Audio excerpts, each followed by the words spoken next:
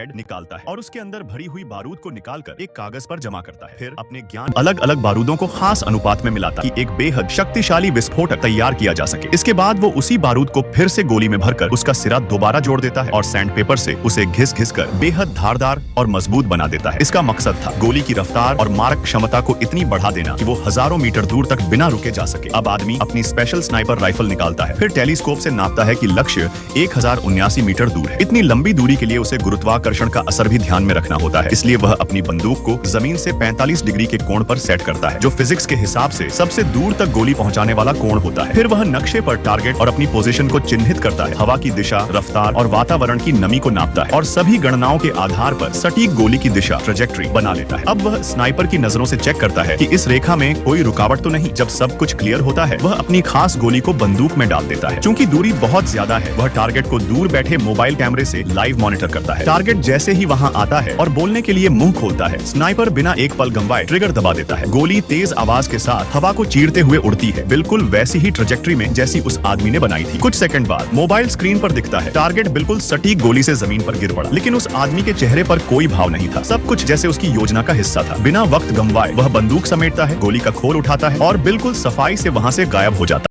वो बड़ी सावधानी